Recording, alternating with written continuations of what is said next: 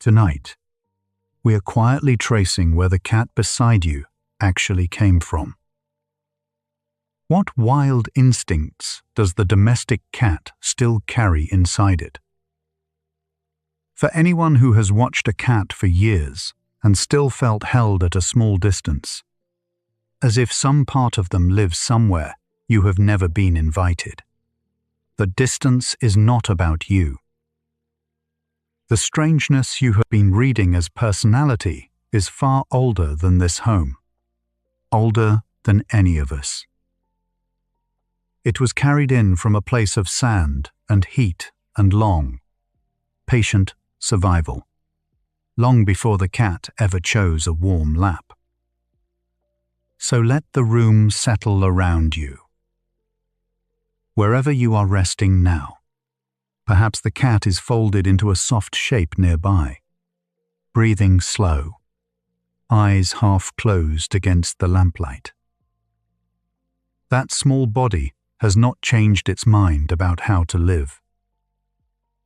It still keeps the habits of a hunter who learned to rest in the open desert, where warmth meant safety and stillness meant survival. We are going to follow those habits back to their beginning, gently, one at a time. A cat curled in the warm lamplight, paws tucked under. An ancient desert hunter resting safe.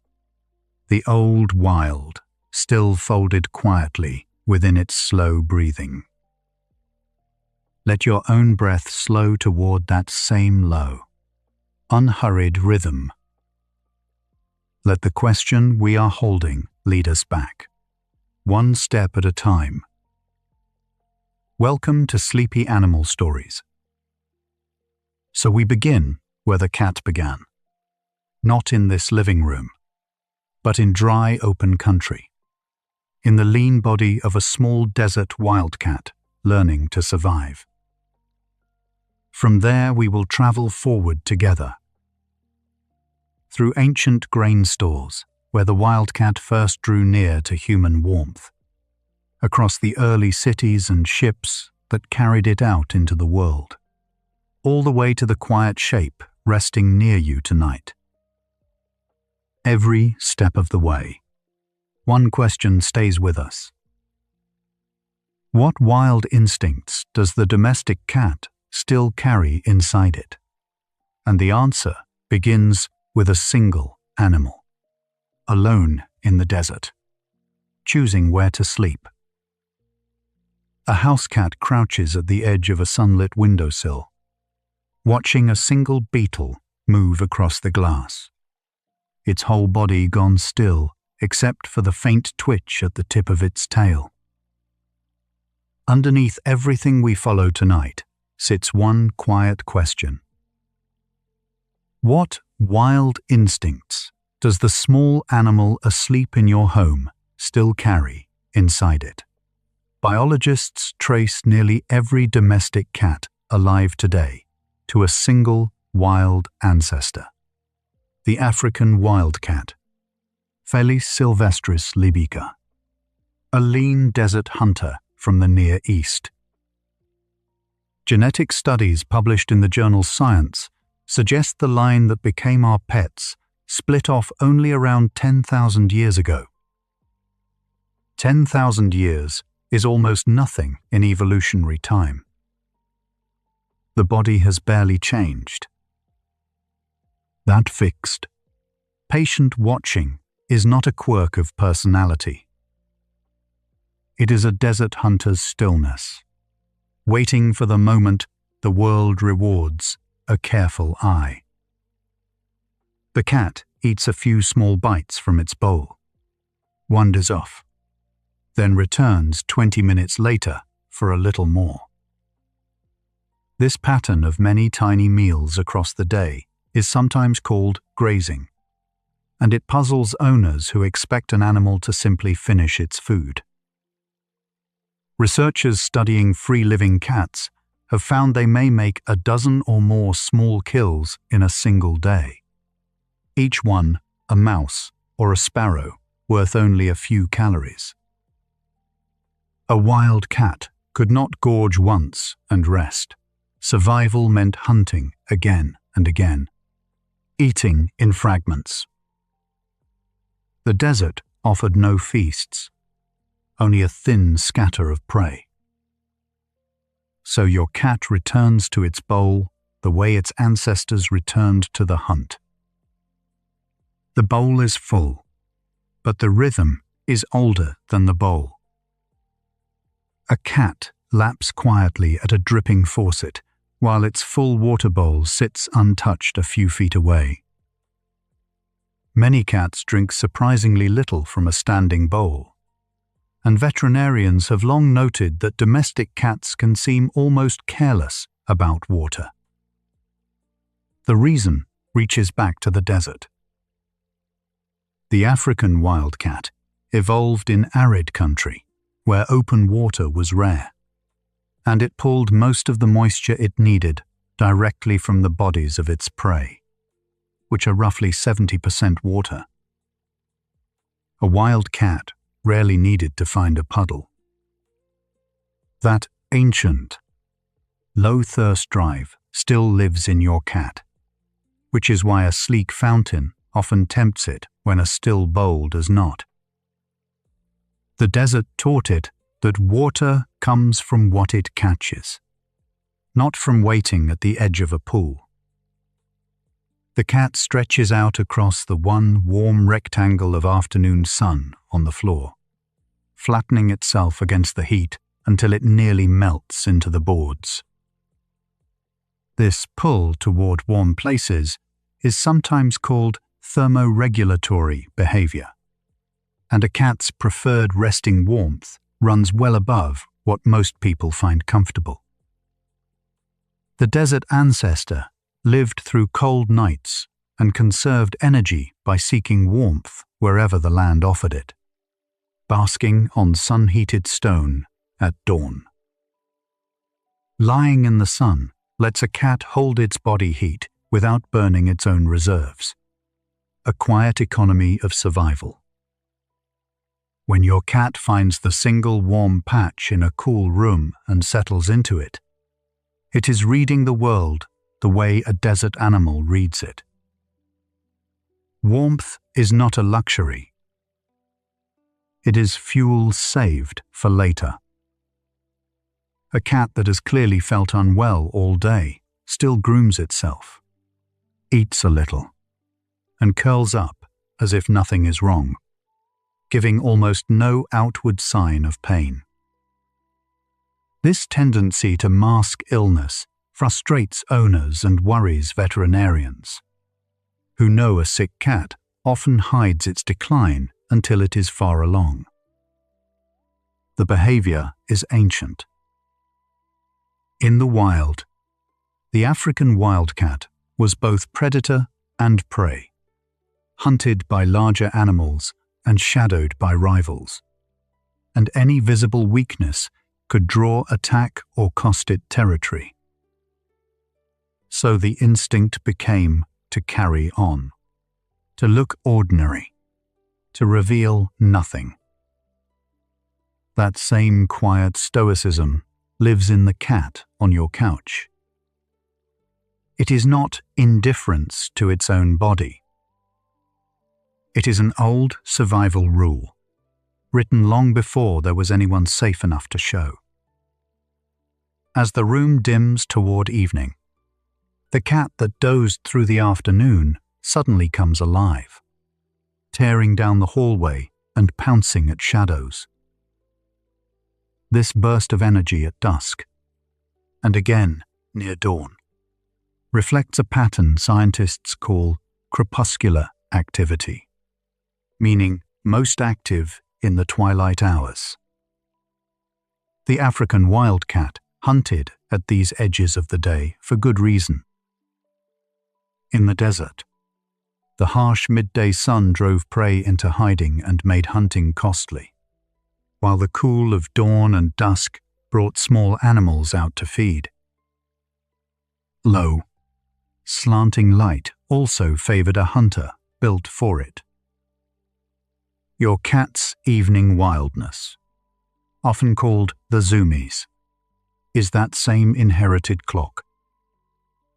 The hour when your home grows quiet is the hour its ancestors went to work. The cat's head whips toward a tiny movement across the room. A fly, a thread pulled by a draft, a laser dot, and its pupils widen as it locks on. This near-helpless response to small, fast motion is hardwired into the feline visual system, which is tuned to detect movement far more than fine detail. For the desert ancestor, life depended on catching the flick of a mouse's tail or the dart of a lizard against the sand. A cat's eyes carry many more motion-sensitive cells than ours, and a sudden scurry triggers a hunting sequence almost before the cat decides anything. When your cat cannot look away from a wobbling toy, it is not being silly. It is answering a signal its ancestors could not afford to ignore. The small, fast thing that meant the difference between eating and not. A cat lifts its chin into the air, holds its mouth slightly open, and freezes for a moment with a strange, distant expression. This odd pause is called the phlegm response, and it lets the cat draw scent across a specialized sensory patch on the roof of its mouth known as the vomeronasal, or Jacobson's, organ. The desert ancestor lived in a world mapped largely by smell, where the scent marks of rivals, mates, and prey carried news across miles of dry country. By opening its mouth, the cat is essentially tasting the air for chemical signals too faint for the nose alone. When your cat makes that puzzled, open-mouthed face after sniffing your shoe or another animal, it is reading a hidden layer of the world. It is gathering the kind of information its ancestors could not see, only sense. A cat carefully buries its waste, scratching at the litter until everything is covered, then sniffs to check its work. This instinct to bury runs deep, and most cats do it without ever being taught. In the wild, the African wildcat covered its scent to stay invisible, both to the larger predators that hunted it and to the prey it depended on, since a sharp smell would scatter every mouse for yards. A subordinate cat in shared territory also buried its waste to avoid challenging a more dominant neighbor. So the burying is part caution, part diplomacy, all survival. When your cat tidies its box with such seriousness, it is keeping an ancient secret. It is making sure that nothing, no predator and nothing it hopes to catch, can read where it has been. The cat works its front paws against a soft blanket, pressing in slow rhythmic strokes, eyes half closed, sometimes drooling a little in contentment. This motion, often called kneading or making biscuits, begins in kittenhood, when a nursing kitten pushes against its mother to bring down milk. The question we started with is already beginning to turn. We asked what wild instinct the house cat still carries, and here is an early answer taking shape. The line between a desert kitten and the animal warming your lap is far thinner than it looks. The behavior persists into adulthood, surfacing in moments of deep safety, when a cat feels as cared for as it did beside its mother. The desert kitten and your grown cat share the same gesture. It is the body remembering its earliest experience of being fed and held. A cat slips into a cardboard box barely larger than itself, folding down until only its eyes show over the rim. The pull, toward, tight, enclosed spaces is so reliable that researchers have studied it, and shelter studies have found that cats given hiding boxes show lower stress and adapt to new places faster. For the African wildcat, an enclosed den, a rock crevice, a hollow, a burrow, meant safety from predators and a hidden place to rest. Walls on most sides left only one direction to watch. A box is not a game to your cat so much as a memory of shelter. When it squeezes into a space that looks far too small, it is doing what its ancestors did when the desert offered a single safe gap in the stone. The enclosure says, "Here, for a while, you can stop watching." A cat rubs the side of its face along the corner of a wall, a chair leg, your ankle, returning again and again to the same spots. This face rubbing, called bunting, deposits scent from glands clustered around the cat's cheeks, lips, and chin. The desert ancestor lived inside an invisible map of smell, and marking objects with its own scent turned unfamiliar territory into a place that smelled like home and safety. The scent says, "This is mine. This is known. This is calm." When your cat rubs its face on the furniture, it is laying down that map across your house. And when it rubs against you, it is folding you into it. It is not only affection, though it feels like affection. It is an ancient act of claiming a small piece of the world as safe. A cat winds tightly between its owner's feet, pressing its flank and tail along their legs as they try to walk. This full-body rub spreads scent the same way face rubbing does, but it also carries an older meaning drawn from how wildcats greet one another.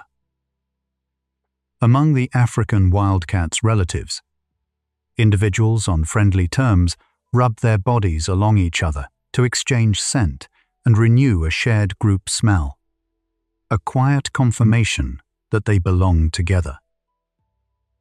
Your cat is treating you as part of its small circle, mingling its scent with yours until you both smell of the same household.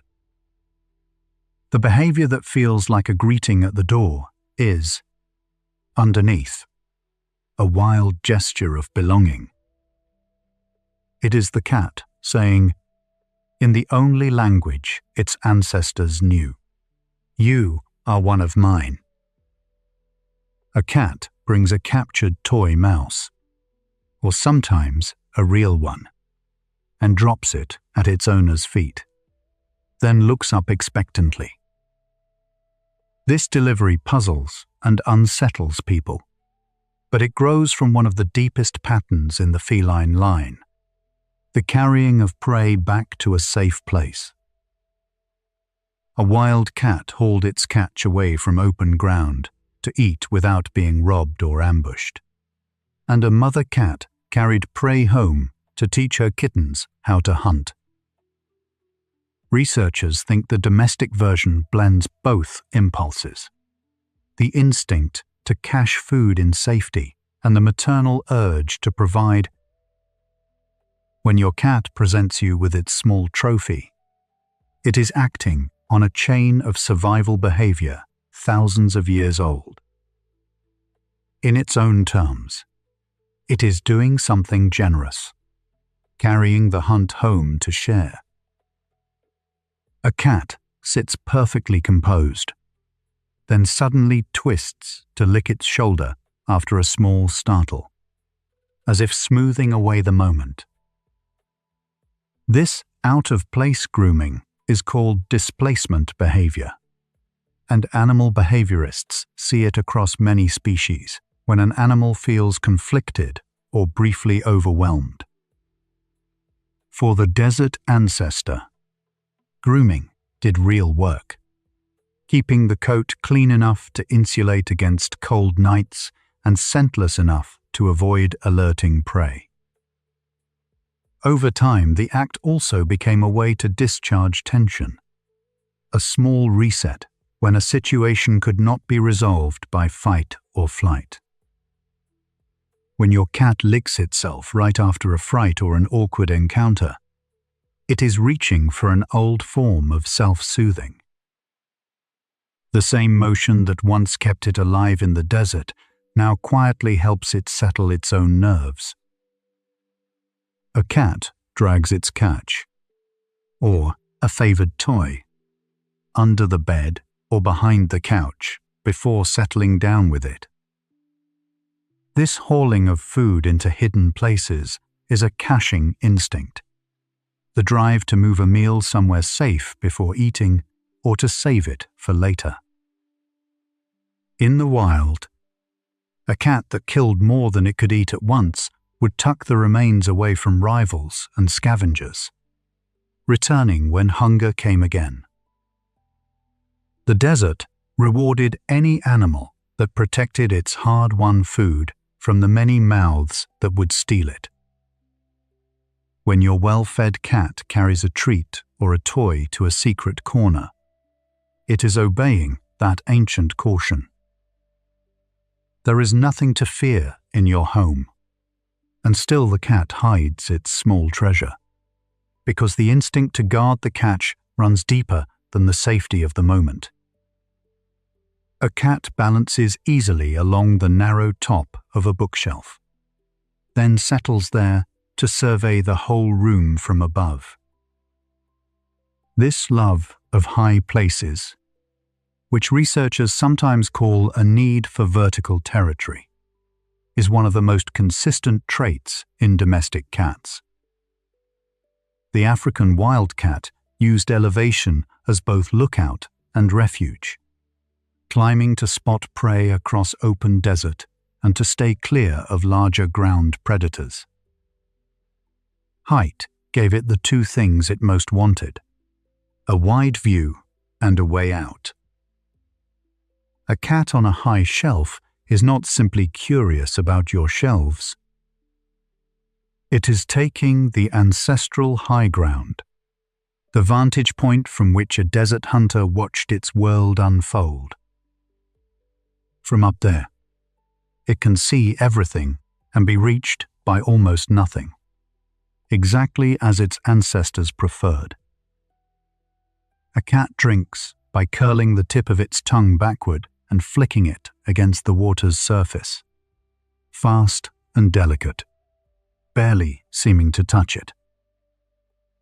Studies using high-speed video, including work from researchers at MIT, have shown that cats lap by drawing up a slender column of water with the top of the tongue, then closing the mouth before gravity pulls it back down.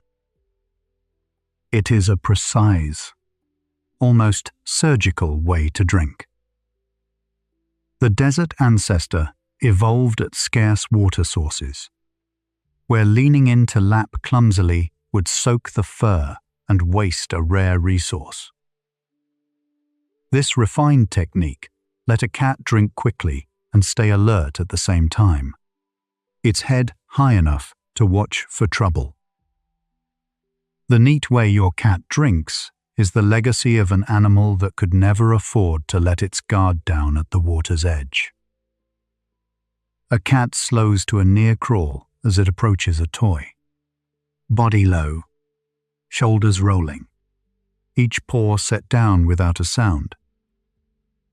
This silent, deliberate movement is the stalking phase of the hunt, the careful closing of distance before a pounce. For the African wildcat, Sound was the enemy of the kill, since the faintest crunch underfoot could send a desert rodent bolting into its burrow. A cat's anatomy supports the silence, with soft paw pads that cushion each step and a body built to flow low across the ground. When your cat creeps across the carpet toward a feather, it is performing a hunt that needs no prey to be real. The motion is complete in itself, an inherited sequence the body runs through, whether or not anything is there to catch. A cat freezes mid-step, one paw lifted, holding utterly still for long seconds while it studies something only it can see. This capacity for patient, motionless waiting is one of the quiet engines of feline survival. The desert ancestor was an ambush hunter as much as a stalker, and much of its life was spent waiting, at a burrow entrance, along a trail, in the shade of a rock, for prey to come within reach. Stillness cost almost no energy and gave the hunter the advantage of surprise. That patience is woven into your cat, which can sit watching a single spot for far longer than seems reasonable. The waiting is not boredom, and it is not nothing. It is a hunter's discipline, the willingness to do nothing at all until the one right moment arrives. A cat's ears swivel independently toward a faint rustle behind it, while its eyes stay fixed forward, each ear turning like a small dish toward the sound. A cat can rotate its ears widely, using more than 24 muscles, far more than the few that move our own. This fine control let the African wildcat pinpoint the exact spot of a rodent moving under sand or grass, locating prey by sound alone before it ever came into view. Cats also hear into high frequencies well beyond our range, close to the squeaks of small desert rodents. When your cat's ears track a noise you can barely register, it is mapping the room the way its ancestors mapped the dark.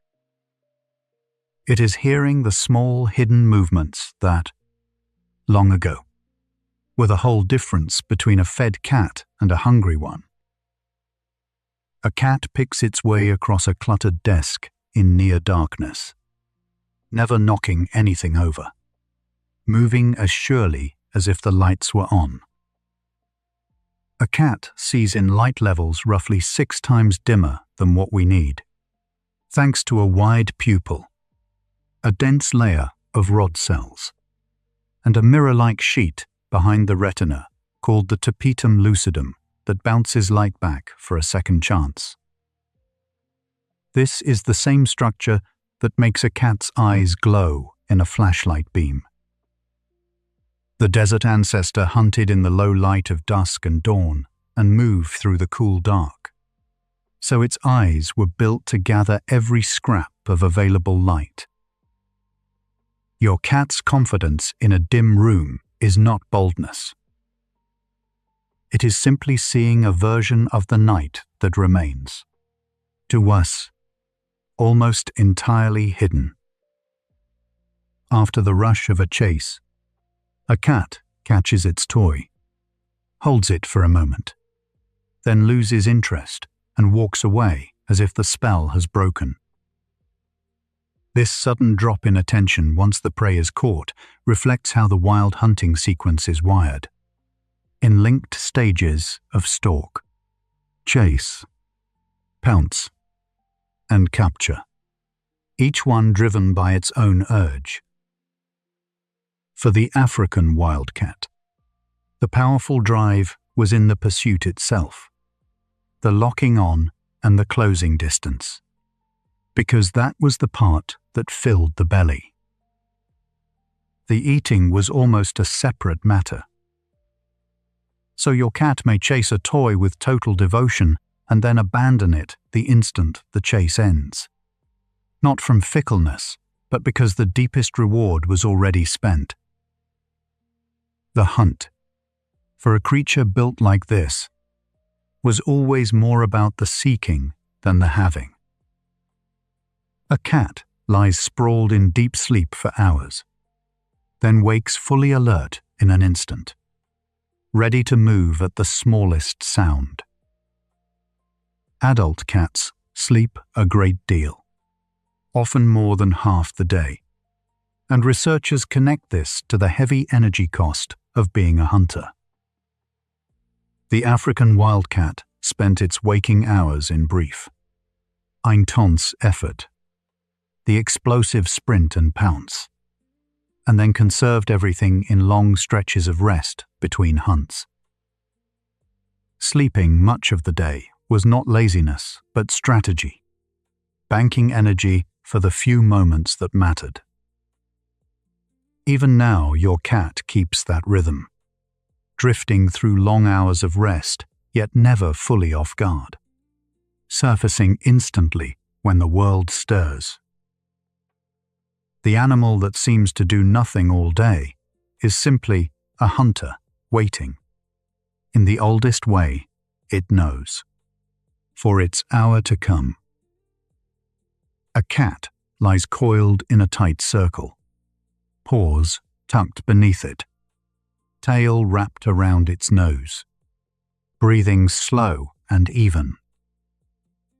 This curled, sleeping posture, so familiar it barely seems worth noticing, is one of the clearest threads back to the desert. The African wildcat slept through cold nights in exposed country, and curling tightly shrank the surface area, losing heat while folding every vulnerable part. Belly, throat, paws, inward, away from the world. The shape conserved warmth and offered a quiet readiness. The body gathered and protected even in rest. The animal asleep in your home, in this very posture, is a desert hunter still keeping the oldest watch there is. It is not a pet that happens to nap on your bed. It is a small wild creature that has decided, after 10,000 years, that here is finally a place safe enough to fold inward and rest. Settle for a moment into the shape your cat knows by instinct. Notice the warmth your own body is holding right now, the heat gathered under the blanket, the same warmth its desert ancestors saved by lying still on sun-heated stone through the cold of a long night. Let your breathing slow toward the rhythm of a sleeping hunter, the deep, even breath of an animal that has spent its energy and now lets the world keep watch for a while. You are also an animal, built like the cat for long rest between brief effort, carrying your own ancient rhythms in your blood. Feel the dark around you, not as emptiness, but as the cool desert evening, the hour every wildcat waited for. Now an hour you are allowed to simply rest inside. Nothing is hunting you here. There is nowhere left to be. Let yourself fold inward, like the small creature beside you, and grow still. And if you are drifting now, settling in for the long quiet ahead, you can gently follow along. If you find these slow journeys help you let go of the day, you are welcome to subscribe.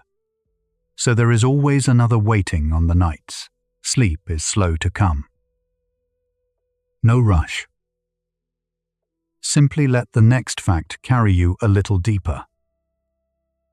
A cat walks the perimeter of a room before settling, pausing at each doorway as if taking inventory of every way in and out.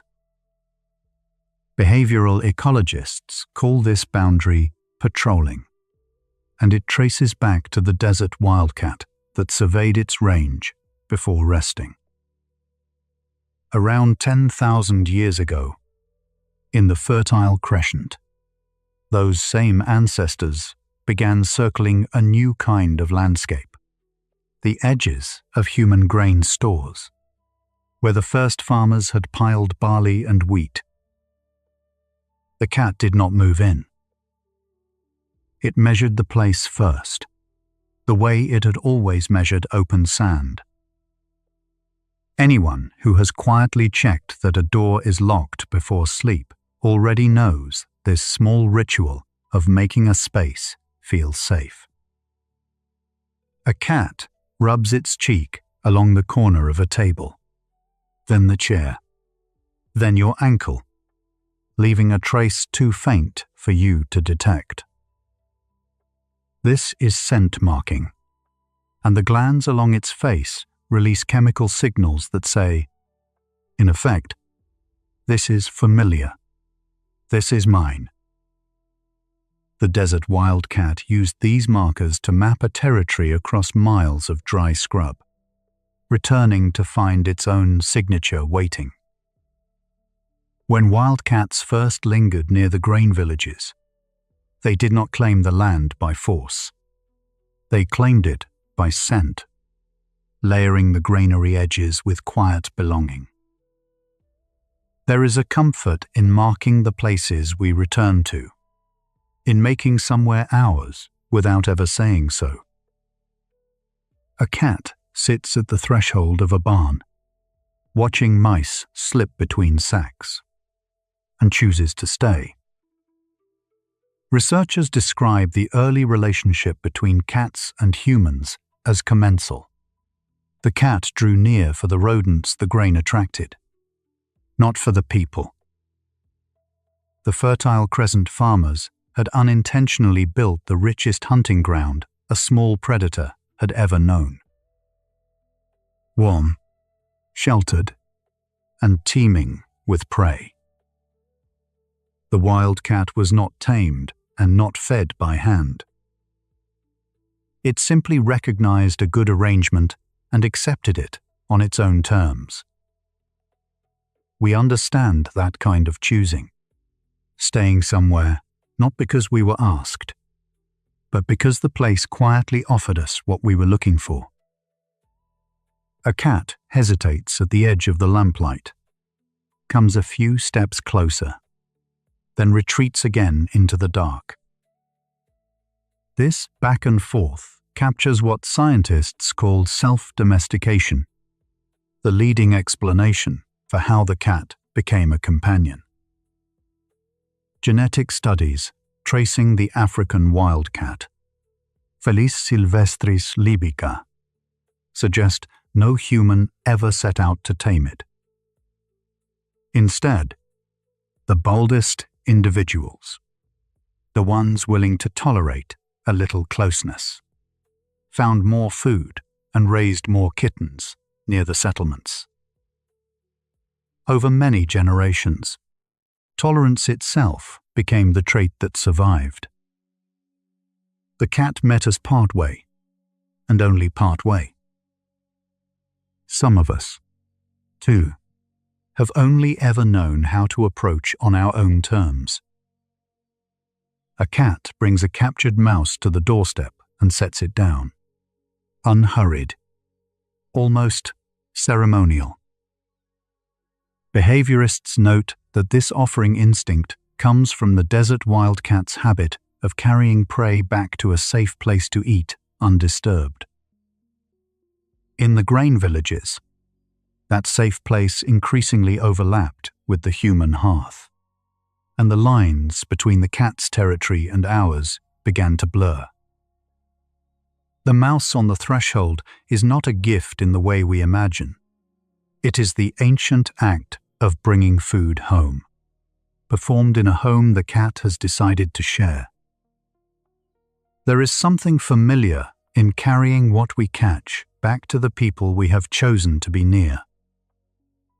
Several cats in an old farmyard arrange themselves across the space, each holding a patch of ground, rarely crossing into another's spot. This is territorial spacing, and the desert ancestor practiced it across vast, thinly populated range where solitude meant survival. The grain stores changed the math. With prey concentrated in one rich place, cats could tolerate neighbors they would once have driven off. What emerged was a loose colony, not a pack, not a herd, but many solitary animals sharing abundance without surrendering their independence. Studies of farm cats today still show this pattern, generations later. We know this balance. 2. The wish to be among others while keeping a quiet square of ground entirely our own. A mother cat moves her kittens one by one to a new corner of the barn, carrying each by the scruff to a place only she has judged safe. This relocation instinct comes straight from the wildcat, which shifted litters between dens to stay ahead of predators and parasites. In the settlements, the safest, warmest, driest dens were often closest to the people, and so each new generation of kittens was born a little nearer the human world than the last. The mother was not choosing us. She was choosing safety, and we happened to be where safety was. Anyone who has carried something fragile to a better place understands a love measured only in motion. A cat scratches the same wooden post over and over, leaving long pale grooves in the grain. This is more than claw maintenance. The paws carry scent glands, so scratching is also visual and chemical territory marking, a habit inherited from wildcats who scored the trunks of desert acacias. When cats settled near granaries, the wooden beams and posts of human storehouses became the new acacias, marked and remarked across generations. The message left behind outlasts the cat that made it, a signature for whoever passes next. We leave our marks on the places we live. 2. Small worn grooves that say, without words, that someone was here and meant to stay.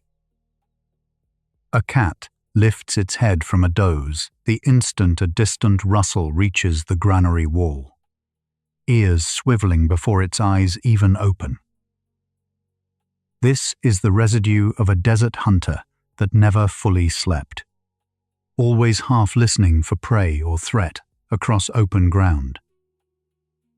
The wildcat's life depended on catching the faintest movement at the edge of its range.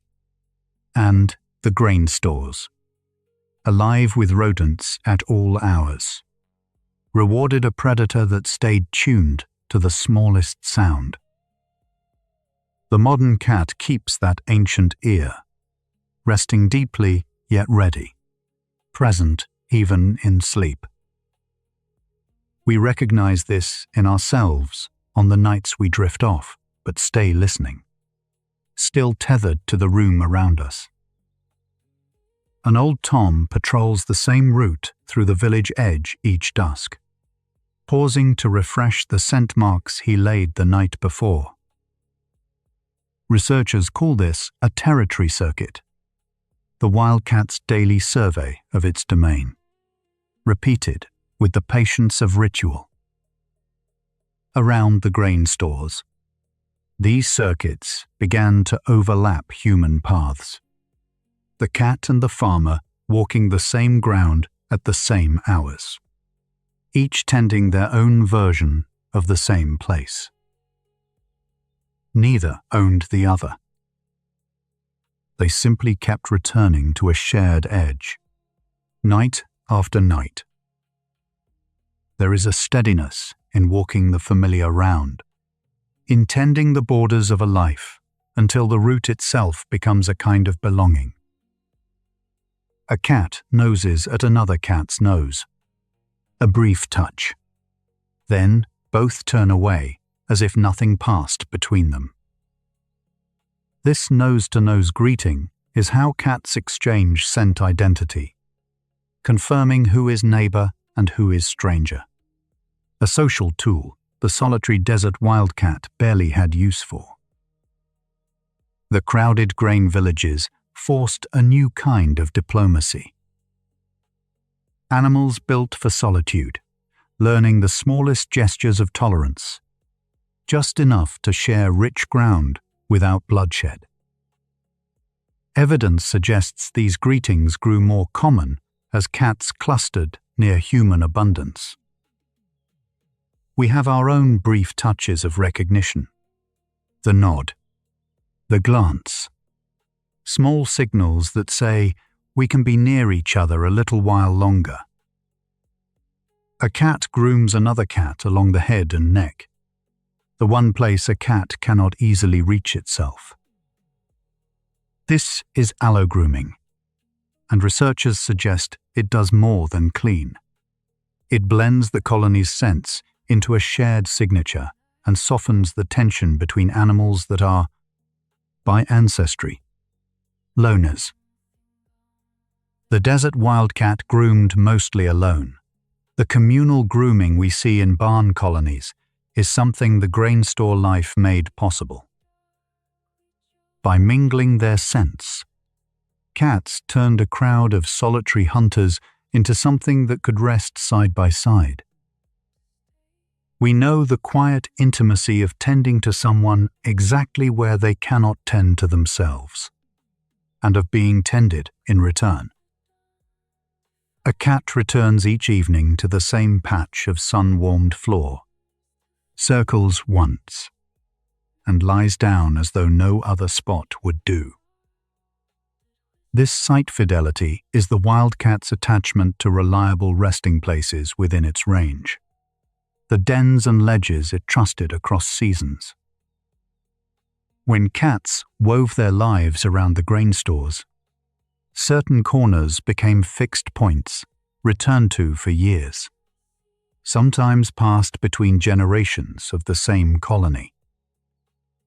The place itself carried memory, marked by scent and habit until it belonged to the line of cats that kept it. We feel that pull toward our own chosen corners, the seat that is somehow ours, the spot that holds us more gently than any other could. A kitten watches its mother stalk along the granary wall, then mimics the slow, low crouch without ever being taught. This is observational learning, and through it, the whole inheritance of the desert hunter. The patience, the stillness, the reading of territory passes down generation to generation. The grain store cats did not relearn the wild each lifetime. The mothers carried it forward in living example, and the kittens absorbed it at the edge of the human world. What the wildcat knew about surviving open sand became what the village cat knew about working the barn. Whatever was given to us early, by someone moving through the world ahead of us, we tend to carry further than we realize. A cat steps over the threshold of the house, settles by the warmth, and yet keeps one ear turned toward the open door it could leave through at any moment. Across these long generations near the grain, the question of the night quietly sharpens. What wild instinct the house cat still carries has become how a creature draws near without surrendering what it is. The desert wildcat at the granary's edge never stopped being wild. It only chose, again and again, to stay a little closer. The half-wild contract was written then and survives in the cat asleep beside you now, present and free at once. We understand that contract better than we admit.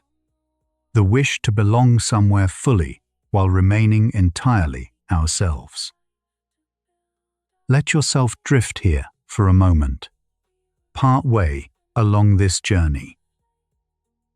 We began far out on the open sand, with a small hunter that trusted only its own range, and we have followed it inward, generation by generation, to the warm edge of the first grain stores, where it chose closeness on its own quiet terms. There is nothing to solve tonight, nothing to decide. You can simply rest in that long, slow drawing near, the way the wildcat once settled at the lamplit threshold, free to leave and choosing, for now, to stay. Let your breathing slow. The story will keep unfolding, gently, while you rest. A cat sits in the middle of the room with a small wound on its paw, grooming calmly, giving almost no sign that anything is wrong. This quiet concealment is one of the oldest survival behaviors a cat carries, and researchers describe it as the instinct to mask vulnerability. In the open desert where the African wildcat first lived, a limp marked an animal as easy prey. So the safest response to pain was stillness rather than display. Your house cat inherited that composure. A cat can carry an injury for days before its people notice anything has changed. There is a kind of strength in not showing the hurt, and most of us have practiced it without being taught. A cat that has felt unwell all day continues to wash itself slowly, keeping its coat smooth even while its energy fades.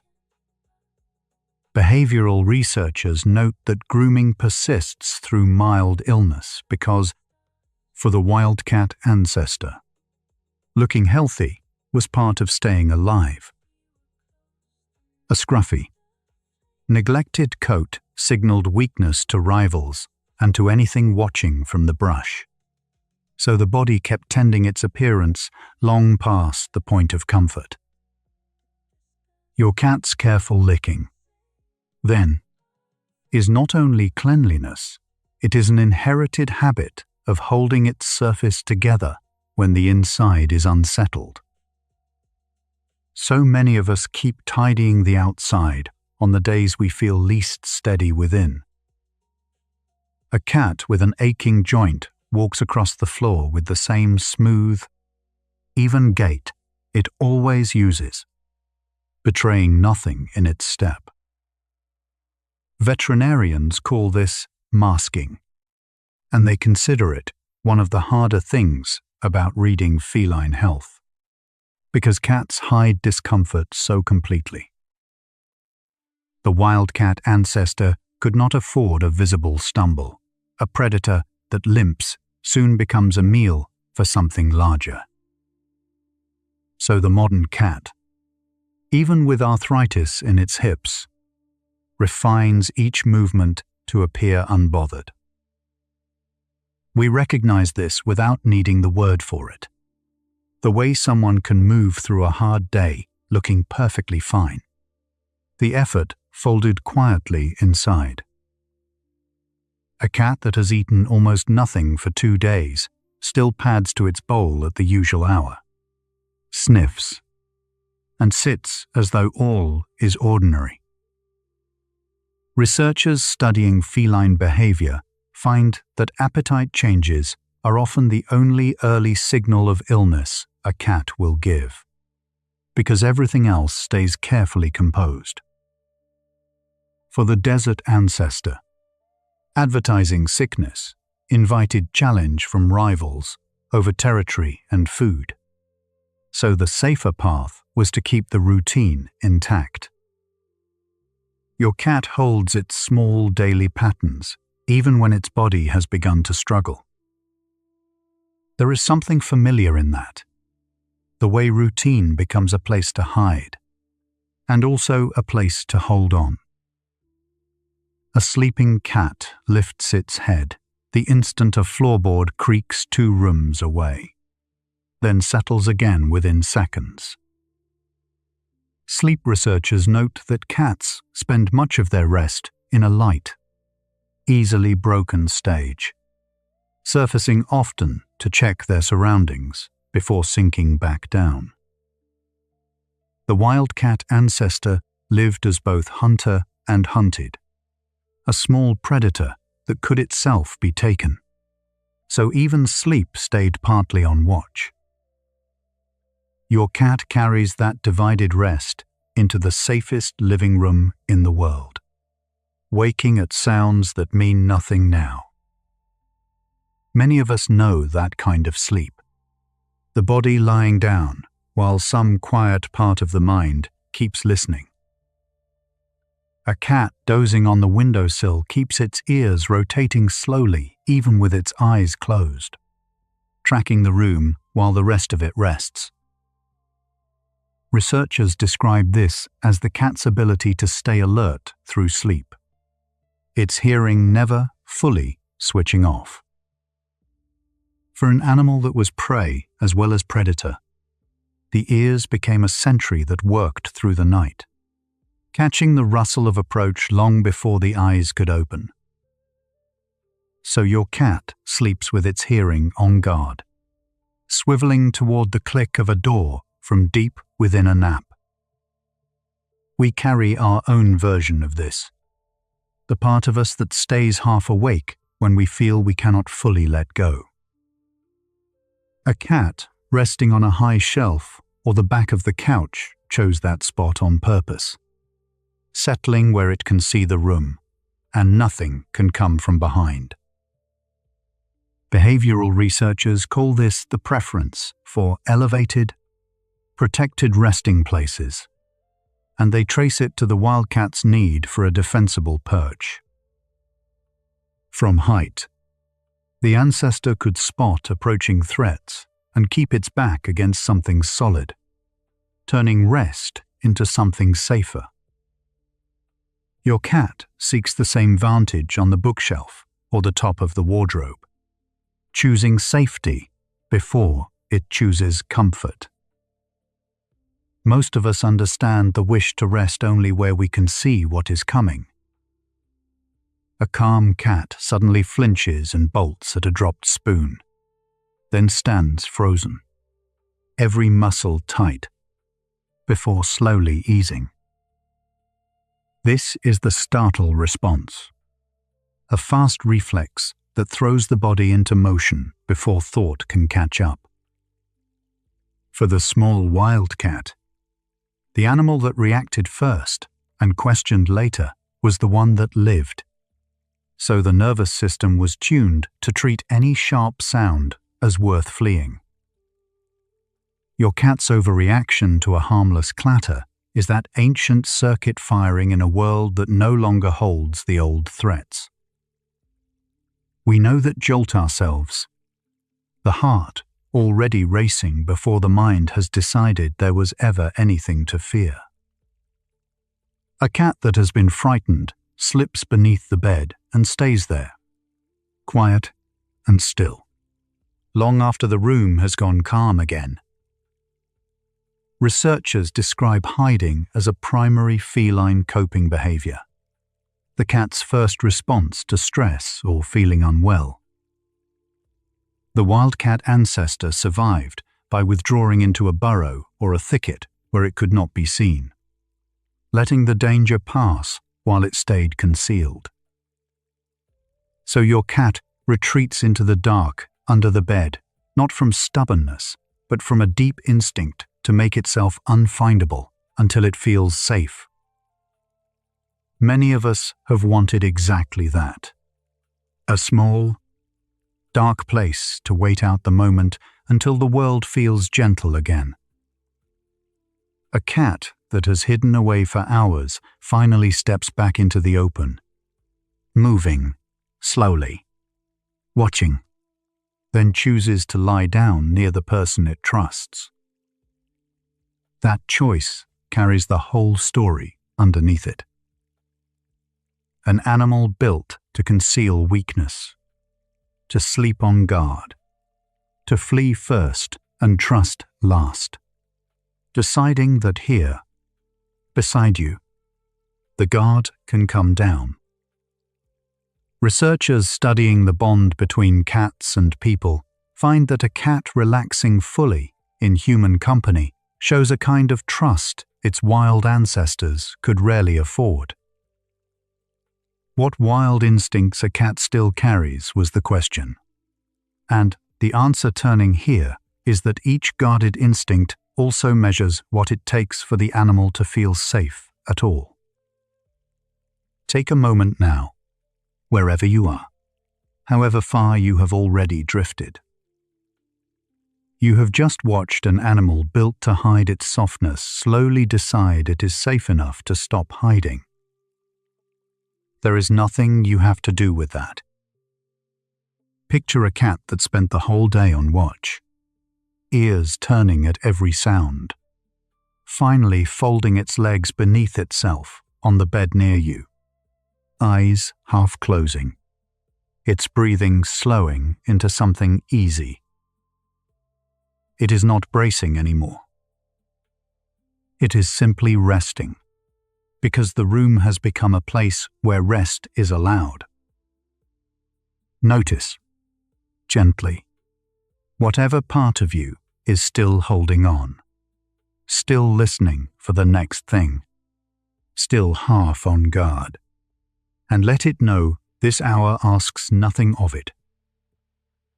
Let your breath lengthen, the way the cat's does as it settles, and let the guard you have been carrying soften, just a little, just here.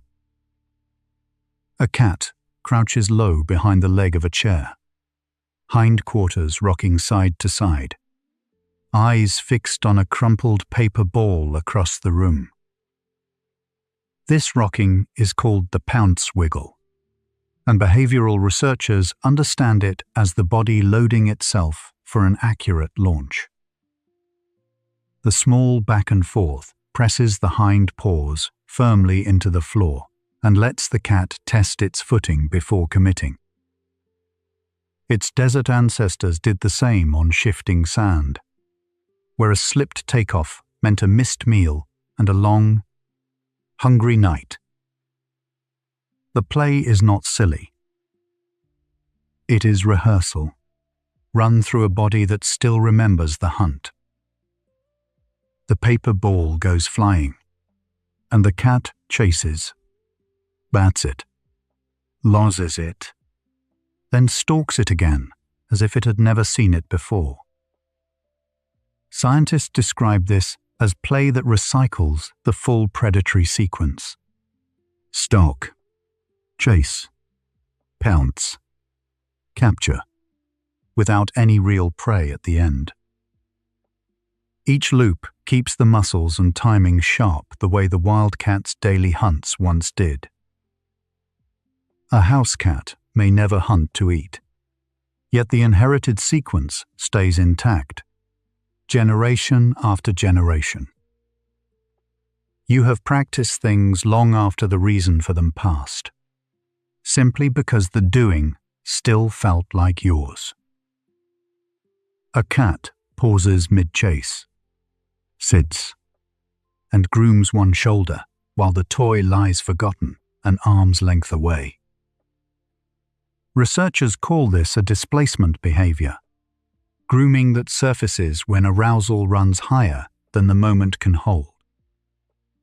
The hunt sequence is intense, and the body needs a small release valve between bursts. A wildcat waiting out a long stalk would do the same, smoothing its coat to bleed off tension without breaking its cover. There is a quiet wisdom in pausing to tend yourself in the middle of something, rather than pushing straight through. A kitten presses its front paws into a soft blanket, alternating left and right in a slow, steady rhythm, eyes half closed. This motion is called kneading, and it traces back through the wildcat line to nursing, when the same push against the mother's belly helped the milk flow. The reflex is wired in early and inherited intact, carried forward into adulthood long after weaning. A grown cat needing a lap or a cushion is reaching, by old instinct, for the first warmth its ancestors ever knew. Many of us still return, in small, unguarded ways, to the gestures that once meant safety. As the cat needs, a low, even rumble rises from its chest, steady as a small motor. This is purring, an inherited signal produced by rapid brain impulses that flutter the muscles around the voice box 25 to 150 times a second. Down the whole wildcat line, kittens have purred within days of birth, before their eyes open, telling the mother they are close and content. Researchers also find cats purring when hurt or anxious, suggesting the inherited vibration may help them settle themselves. Comfort, it seems, can be a thing the body learned to make from the inside. A resting cat purrs while a person strokes its back, the sound deepening slightly under the warm hand. Some studies suggest purring sits in a frequency range, roughly 25 to 140 Hz, that overlaps with vibrations linked to tissue and bone repair in laboratory work. The findings are early and contested, so it stays a careful maybe rather than a settled fact. Still, a cat will often purr while healing, as if the inherited hum were a tool carried inside the body. There is something in self-soothing that asks nothing from the world to begin. A cat lifts its head from a nap, holds perfectly still, then drops back into sleep within a minute. This is the rhythm of a polyphasic sleeper. Short bouts of rest scattered across the day rather than one long block at night. Cats sleep around 12 to 16 hours in 24, more than most mammals their size. The pattern fits an ambush hunter that spends energy in brief, costly bursts, and banks the rest in stillness. You may know the pull of rest gathered in pieces, taken where the day allows it. A sleeping cat's whiskers twitch, a paw paddles the air, and a soft chirp escapes its throat. The cat has entered REM sleep, the stage where the brain grows active and dreams are thought to occur. Studies of the cat brain helped scientists first map this stage, and a damaged region in the brainstem can let a cat act out its dreams, stalking and pouncing while fast asleep. It suggests the inherited hunt may replay even in rest. We, too, carry the day's motions into the night, the body still rehearsing in the dark. A cat that has slept lightly all afternoon suddenly drops into a sleep so deep it barely stirs when a door closes nearby. This is the deep, slow wave stage, where the body does its quiet repair and the brain consolidates what the day held. An ambush hunter pays a high price in each explosive sprint, so it pairs long rest with brief effort, banking energy, the way a battery charges, between uses. The desert offered little food and asked for patience. Rest, for such an animal, is not idleness, it is preparation. A cat startles awake at a faint sound, ears swiveling before its eyes open, then relaxes once it places the noise. Even in deep rest, a part of the cat stays on watch, ready to wake fast. The wildcat ancestor lived as both hunter and hunted, small enough to be prey to larger animals, so its sleep kept one door open. This is why a cat can sink into the deepest rest yet rise alert in a heartbeat. You may recognize the half-listening sleep of someone who has learned the night is not always entirely safe. A cat climbs to the top of a bookshelf, settles into a loaf with paws tucked beneath it, and gazes down at the room. The drive to seek high places is called a preference for vertical territory, and it serves an animal that wants to see without being seen. From above, a cat surveys movement, spots approach early, and keeps warm air rising around it. Its ancestors used rocky ledges and low branches the same way, turning height into safety. There is comfort in finding the one spot where you can watch the world and let your guard down at once. A cat ignores a soft open bed and folds itself instead into a shoebox barely larger than its body. The pull towards small enclosed spaces is well documented, and researchers link it to a sense of security. Walls on every side mean nothing can approach unseen. A snug box also traps body heat, which suits an animal that prefers its resting spots warm. The desert wildcat sheltered in burrows and rock crevices for the same reasons. Many of us, too, rest easiest in a small wrapped corner rather than open space. A cat squeezes through a gap that looks far too narrow, testing it first with its whiskers. Those whiskers, called vibrissae, are roughly as wide as the cat's body and act as a built-in measuring tool.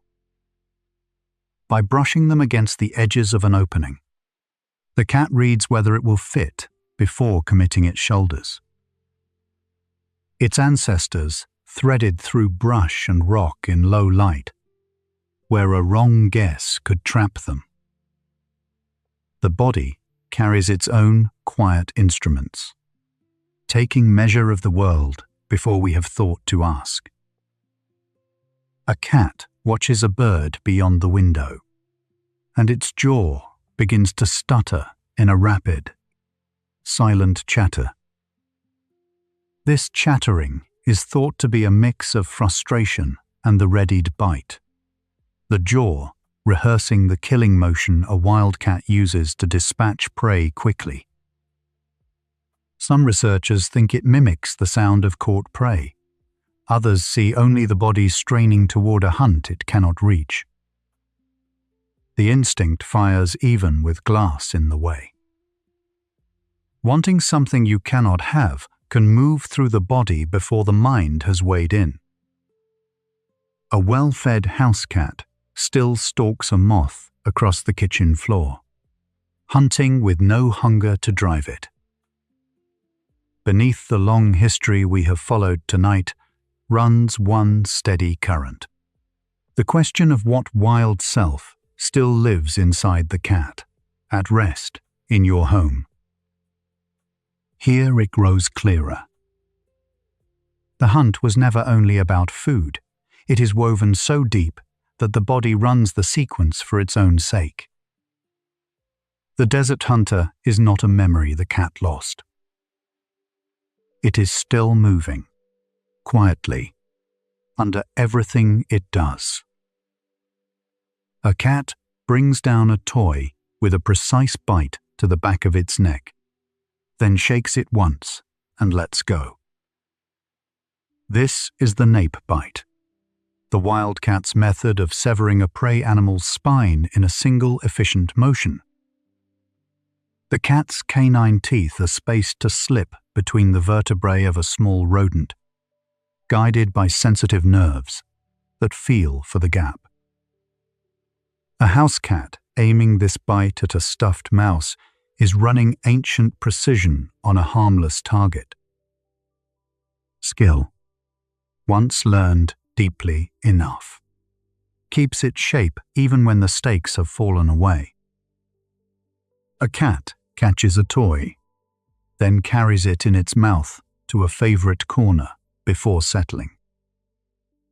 Wildcats often haul their kills to a safe, hidden spot before eating, away from larger animals that might steal the meal. The instinct to relocate prey persists in cats that have never competed for a scrap of food. Some carry toys to their owners. Behavior researchers still debate. Perhaps sharing. Perhaps simply bringing the prize to a trusted place. The urge to take what matters somewhere safe before resting with it is one many of us understand. A cat eats a few bites from its bowl, walks away, then returns later for a little more. This grazing pattern reflects an ancestor that ate many small meals, since a desert hunter caught mice-sized prey rather than one large kill. A wildcat might make 10 or more small catches across a day and night. The modern cat's habit of nibbling and leaving is the same rhythm, now read against a bowl that never empties. The body keeps its old pace even when the old scarcity is gone. A cat scrapes at the bare floor around its bowl, going through the full motion of covering food that no soil will ever hide. This caching reflex once buried the scent of a meal or its remains, keeping a desert hunter's presence unreadable to rivals and predators. Even on tile, the inherited script plays out to the end. The cat is tending a danger that vanished thousands of years ago, guided by a pattern older than any single life. We, too, perform small protective rituals long after the threat they answered has faded. A cat rubs the side of its face against a doorframe, pausing to press its cheek along the wood. Scent glands there leave a mark invisible to us but rich to the cat, written into the edges of its territory.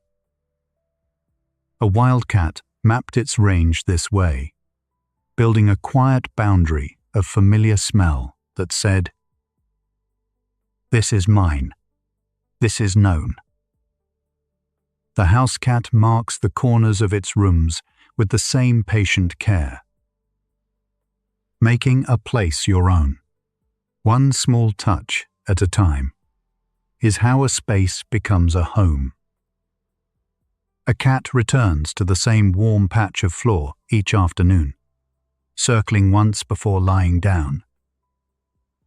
The circling is thought to be an old habit of flattening grass or testing ground before rest, checking the spot was safe and comfortable. Settling into a known place lowers the body's vigilance and lets sleep come more fully. The wildcat chose its resting sites with care, and the modern cat still keeps its favored few. There is ease in returning to the same trusted spot, where the body already knows it can let go. A cat stretches on waking, arching its spine, splaying its toes, drawing each leg long before it moves.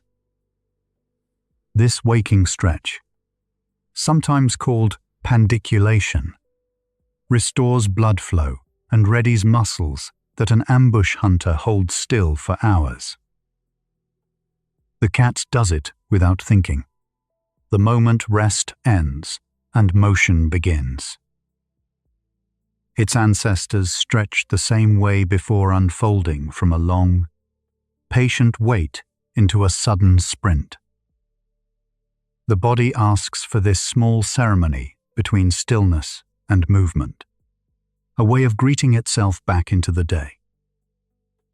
A cat lies in a sunbeam on the floor, fully on its side, legs loose, belly exposed to the room.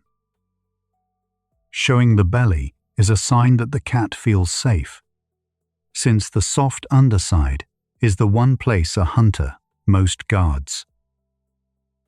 A wildcat would lie this open only where it trusted the ground around it completely. In a home, this posture says the cat has placed its trust in the room and the people in it. To rest unguarded in plain view is, for any animal, a quiet act of trust. A cat sleeps curled in a tight circle, nose tucked under its tail, in the cool of early evening. Curling conserves heat and shields the vulnerable belly and throat, a posture the wildcat used through cold desert nights. The tighter the curl, the cooler the cat usually feels. As warmth gathers, the same cat will slowly unfold, loosening limb by limb until it sprawls. The body reads the temperature and answers without a thought, drawing in or opening out. We, too, fold inward when the world feels cold and open when it warms. A cat sleeps in your home, twitching faintly in a dream, and inside that small body the whole desert still turns. Every behavior tonight has traced one path: the stalk in play, the bite on a toy, the burrow seeking, the long banked rest of an ambush hunter, back to a wildcat that crossed dry sand thousands of years ago. The mind can see it now. The cat asleep on your bed is a desert hunter remembering, running its ancient life in miniature, in safety. Nothing of the wild was lost. It only learned to rest beside you. The dream is still moving behind the cat's closed eyes, the paws shifting through a hunt that needs no prey. No scent, no danger, only the body remembering how. You don't have to call any of that forward. It runs on its own, the way the cat's breathing rises and falls without being told. Somewhere near you, an animal built for the desert has chosen this room, this quiet, to let its guard down completely. And your own breath has slowed to meet it. Two old instincts, ancient and modern, resting in the same small pool of warmth, neither keeping watch, both simply here. There is nothing left tonight to hunt.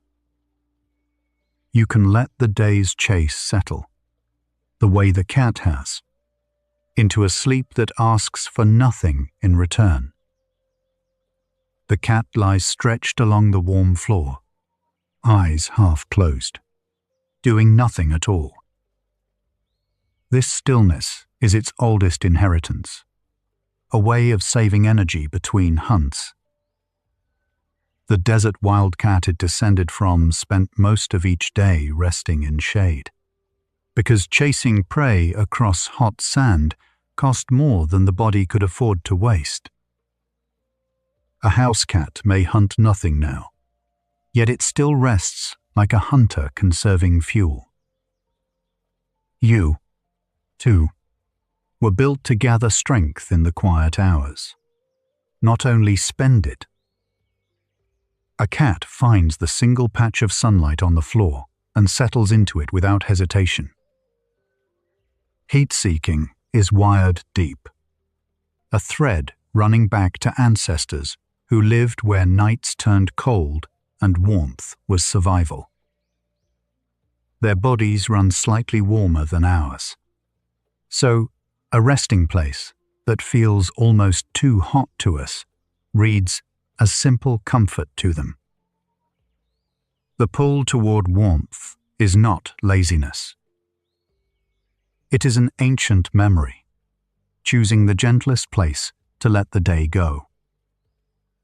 The cat circles once, twice, then folds its body into a tight curl before sleep.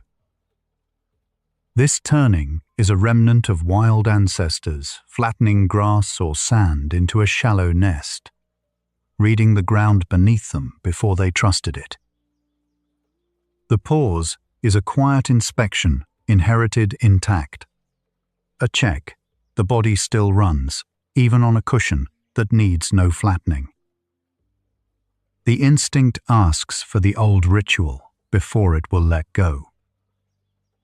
You have your own small habits before rest. The quiet ways a body tells itself it is finally safe. A cat sleeps far more hours than seems necessary, drifting in and out through the day. Long rest is the desert hunter's economy, storing energy for the few intense moments that feeding once required. Wildcats may sleep up to 16 hours, waking only when hunger or movement called them. Most of that sleep is light, a shallow doze the body can rise from in an instant. There is wisdom in resting often and deeply, and asking no permission to do so. The cat lies on its side, paws loose, breathing slow and even in true deep sleep. In these brief windows, it enters the same dreaming state we do. Muscles released, the mind replaying the day. Ancestors could only afford this full surrender when they felt no watching eyes nearby. Deep sleep meant trust, a body letting go of its guard completely. When a cat reaches that depth beside you, it is saying, without words, that this place is safe enough to disappear into. A cat stretches the moment it wakes, spine arching long, claws spreading wide. This unhurried reach restores blood flow and readies muscles that a hunting ancestor would soon have used. The same stretch you make when rising carries the same purpose. A body easing itself back into motion. Wild cats stretched before each hunt, loosening what stillness had tightened. There is no rush in it. The waking is allowed to be slow, the way all gentle returns to the world should be. The cat chooses a high shelf or the back of a chair and rests where it can see the room. Elevated sleeping spots are an ancestral safeguard, a place where threat could be seen coming and warmth rose to meet the body. Desert wildcats favored ledges and rocky perches for the same calm vantage. The height is not pride. It is an old quiet comfort, the ease of resting somewhere the world cannot approach unseen. A cat tucks its nose beneath its tail and wraps the soft fur around its face. This curl shields the nose and ears from cold and holds in the warm air of each slow breath. Ancestors in the desert night used their own bodies as the only blanket they had. The pose folds the cat into a closed circle. Nothing exposed. Everything kept near.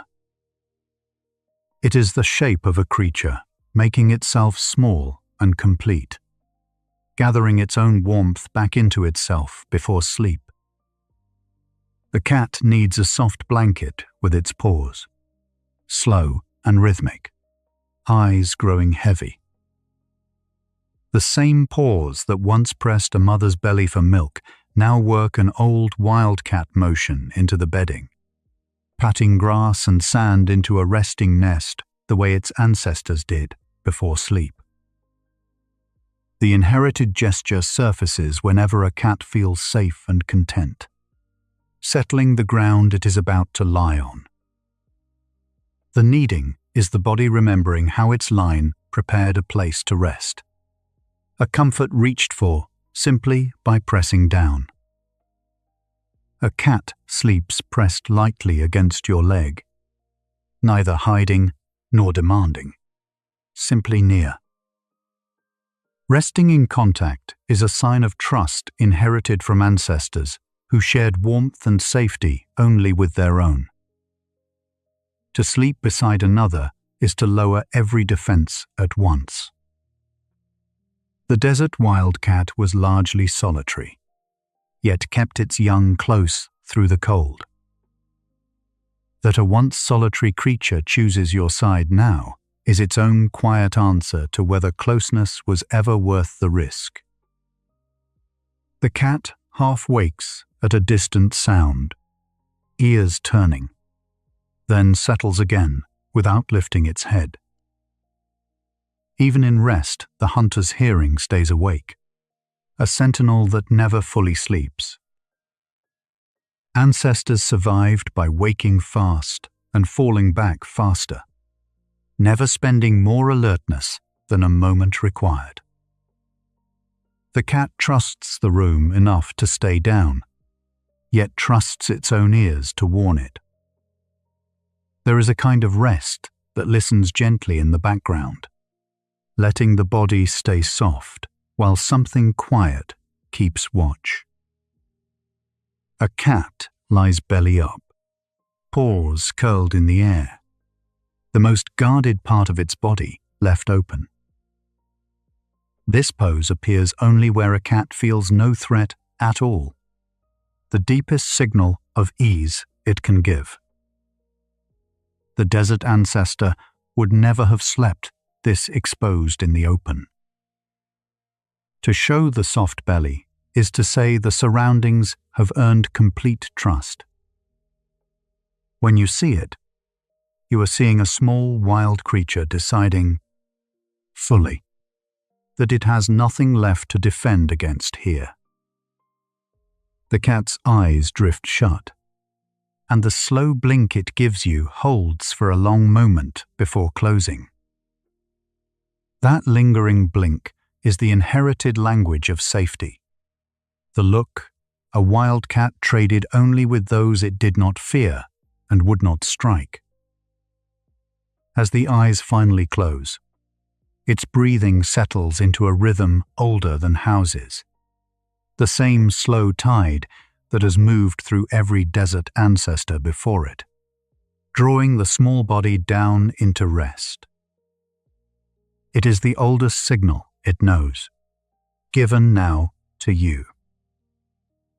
Let your own eyes soften now, the way the cat's are softening. There is nothing to hunt, nothing to guard. The small, warm body nearby is breathing, and so are you, both held by the same quiet pull toward rest that has moved through every creature like it for thousands of years. Let one breath go all the way out. Feel the room hold you the way the dark desert night once held a wildcat that had finally found a safe place to fold inward. The night is doing the rest. there is nowhere left to go and nothing left to watch for. Stay here, in this gentle drift, where the cat sleeps and you are sleeping too. Two animals resting in the same small pool of warmth, letting the long day finally set itself down. A cat purrs as it falls asleep, the low hum fading slowly into silence. This sound began as a signal between mother and kitten, a thread of reassurance passing through the body. The frequency may even soothe and mend the one who makes it. Ancestors carried this quiet engine into every safe and resting moment. The purr is a creature comforting itself toward sleep, a soft proof that calm can be made from within, asking nothing of the world outside. The cat sleeps now, and the line between this warm room and an ancient desert night grows thin. Everything it is doing, the curl, the warmth, the trusting stillness, was carried here across thousands of years inside a body that never forgot. The question we began with quietly answers itself in the dark. The wild was never left behind. It simply learned to rest beside you and found that closeness, after all, was a place worth coming home to. A cat sleeps through the loudest part of the day and wakes as the light goes soft. Dawn and dusk were the hunting hours, when prey moved and the heat eased, so the body learned to save itself for the edges of the day. This is why a cat often stirs as evening comes and quiets as the house does. The rhythm is not stubbornness. It is an old clock, tuned long ago to the gentle hours, still keeping its ancestral time. The cat lays its head down and lets its whole weight rest against the floor. Full surrender of weight is the body's last release, the moment muscles stop holding anything at all. Wild ancestors reached this only in their safest hours, where nothing asked them to stay ready.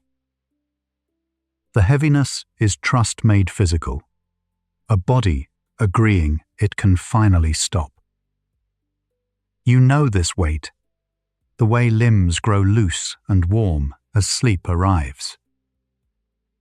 It is the same letting go, shared across every resting creature. A cat sleeps with one paw resting over its own face, shading its eyes from the light. This small gesture softens the world, dimming what little brightness remains. Ancestors resting through bright desert hours used shade and shadow the same way, sleeping where the sun could not reach their eyes. The covered paw is a creature making its own dusk, drawing a gentle curtain across the day. There is comfort in shutting out the last of the light, in deciding that seeing can wait until morning. The cat's whiskers fall still, no longer reaching out to read the air. Awake. Those whiskers map every nearby surface, a hunter's sense of the dark inherited from cave and burrow nights. In sleep, they finally rest, the searching set down for a while. The body that spent its waking hours measuring the world lets the world go unmeasured now. Even the most watchful senses are allowed to close. Even the parts of you that stay alert all day are permitted, now, to be quiet. A cat sleeps curled beside another cat, the two breathing in a slow, shared rhythm. Resting in a soft pile is a comfort inherited from kittens warming against littermates and mother. Though the desert ancestor often lived alone, its young knew this closeness first, and the memory of it endured. Bodies near each other sleep more deeply, warmth and presence settling the nerves. To rest beside another is among the oldest comforts there is. Older than walls, older than the word for home.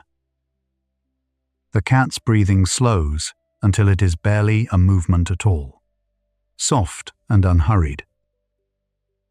In its deepest rest, the whole body quiets, the pace of life easing down to almost nothing. Ancestors reached this stillness only where the night kept its promise of safety.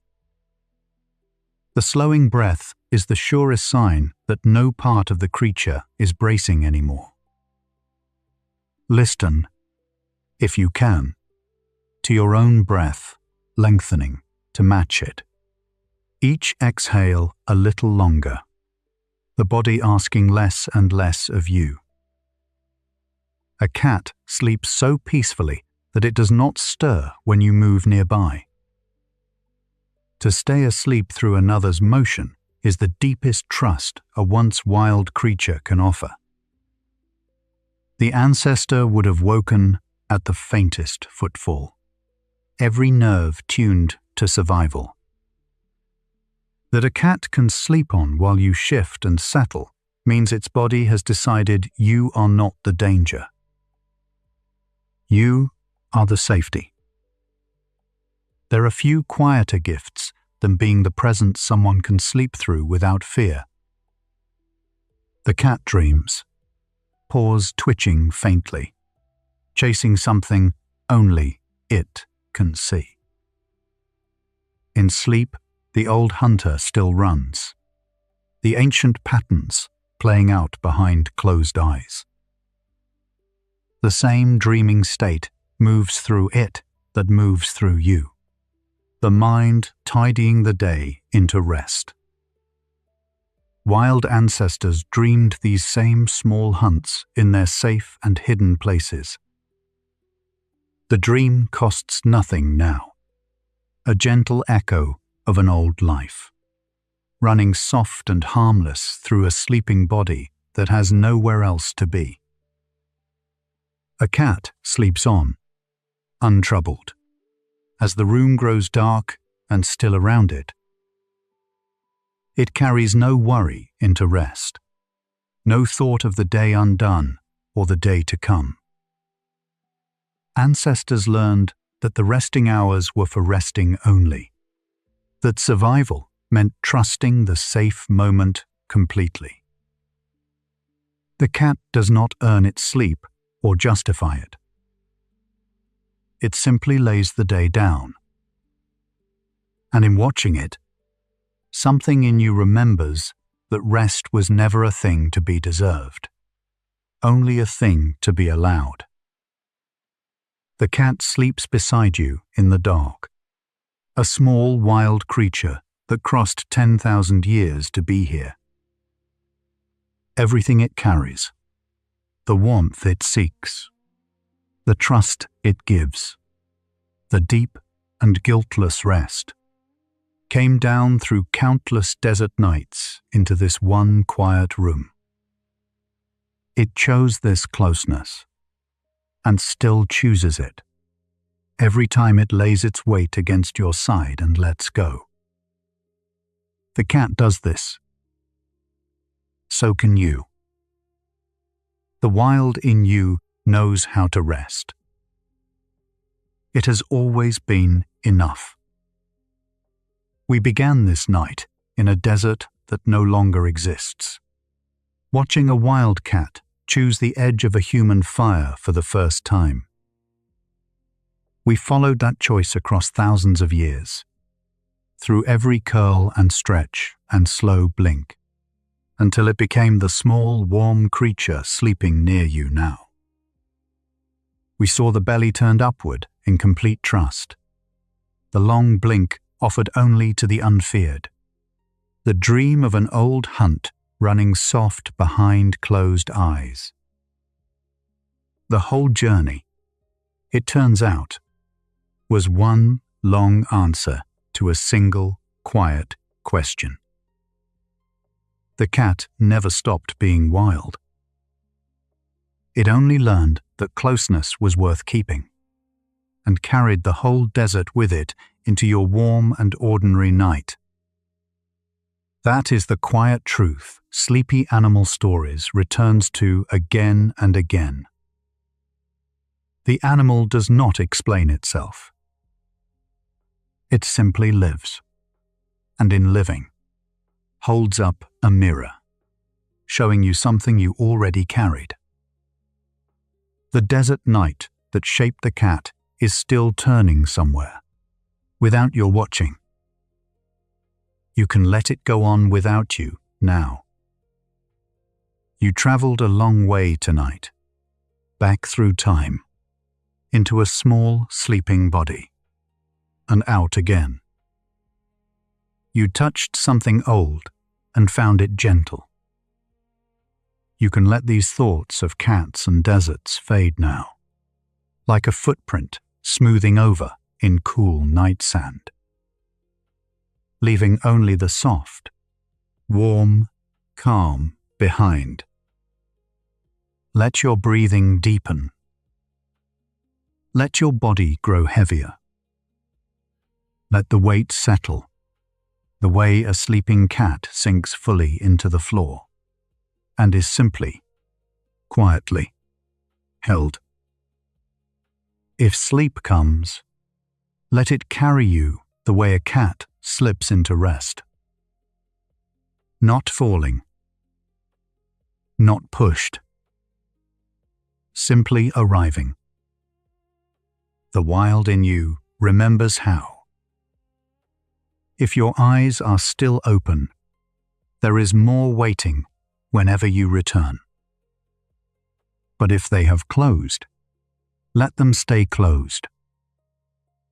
Tomorrow, the warmth will still be there. The quiet will still be near. But tonight belongs only to rest. Rest well, sleepy soul. And remember, like the cat, you already know how to let go. Good night.